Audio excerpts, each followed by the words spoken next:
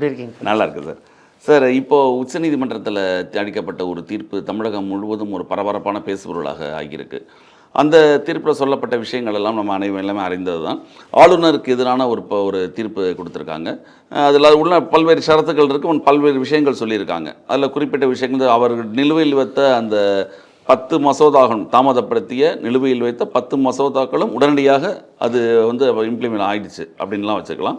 வேந்தராகவும் இருக்கக்கூடிய வாய்ப்பு இமீடியட்டாக இல்லை, எல்லாமே நமக்கு தெரிஞ்சது தான்.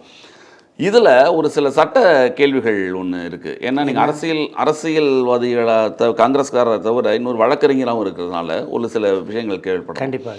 இப்போ இதுக்கு அப்பீல் இருக்கா அப்படின்ற ஒரு கேள்வி. இல்லை, எந்த விஷயத்துக்குமே ஒரு அப்பீல் ஒன்று இருக்கு இல்லையா? இதில் அப்பீல் இருக்கா? இது இப்போ ஒரு டேக் எடுக்கிறீங்க கேமராவில், சரியாக வரலன்னா இன்னொரு டேக் இங்கே எடுத்துக்கலாம். அங்கெல்லாம் சுப்ரீம் கோர்ட்டில் அப்படி டேக் எடுக்க முடியாது. As of no review possibility இருக்குது.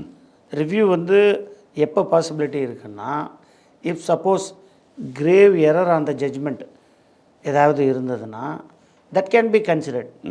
அதாவது சட்ட பிரிவுகளில் தவறுகள் இருந்தால், அந்த தீர்ப்பினால் பாதிப்புகள் ஏற்பட்டிருந்தால் உச்சநீதிமன்ற நீதிபதியின் கவனத்திற்கு கொண்டு அந்த தீர்ப்பை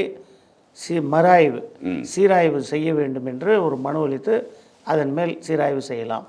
ஆனால் இது போன்ற சீராய்வு செய்கின்ற அனைத்து மனுக்களிலுமே சான்ஸ் பார்த்திங்கன்னா 99% நெல் தான் இல்லை. ஸோ ஆல்மோஸ்ட் டிஸ்மிஸ் தான் ஆகும்.